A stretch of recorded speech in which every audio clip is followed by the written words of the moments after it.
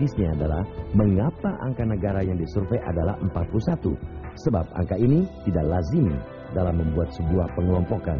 Jangan-jangan ada juga upaya dari luar yang sengaja mencap bangsa ini sebagai bangsa yang terkorup, agar benar-benar bangsa ini dililit gurita korupsi. Ini bukan bentuk pembelaan diri agar bangsa ini tetap bisa korupsi. Pernyataan ini hanya sebagai ungkapan optimisme bahwa masih ada keniscayaan bangsa ini dapat keluar dari jebakan labirin korupsi. Melihat kompleksitas korupsi yang sistemik, untuk melawannya diperlukan tekad dari segenap bangsa.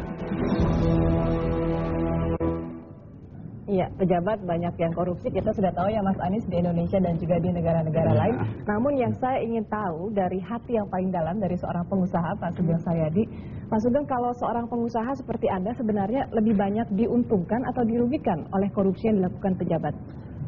Kalau pengusaha itu, sebetulnya pengusaha ini pekerjaan mulianya dia yang mengerjakan istilah ekonominya itu kan sektor real. Sebetulnya yang membuat yang disebut gross domestic product itu adalah bagian besarnya adalah dari para pengusaha. Jadi dulu waktu GDP kita belum mencapai hampir 6.000 triliun sekarang, menjadi pedagang itu kalau di Jawa, di daerah saya itu saru. Milihnya itu jadi dokter, jadi birokrat, lurah, bangsa begitu. Tapi betul, ketika kemudian kuehnya itu yang dibangun Orde Baru itu kan membuat satu mesin ekonomi yang sekarang ini menghasilkan antara 5.000 menuju 6.000 triliun seluruh. Nah, disitulah kemudian ini bukan soal untung atau tidak untung. Kalau pengusaha udah pasti mencari untung.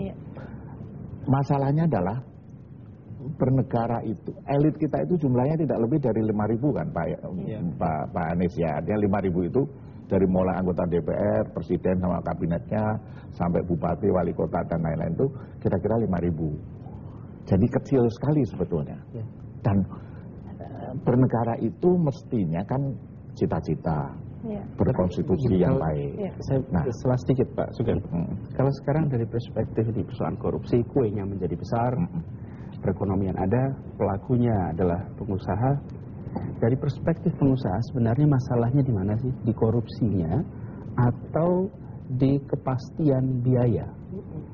Misalnya begini. Iya kan? Itu kan, kalau misalnya biayanya jelas, barangkali pengusaha nggak terlalu komplain. Tapi kalau biayanya tidak jelas menjadi komplain. Jadi sebenarnya apakah dari sisi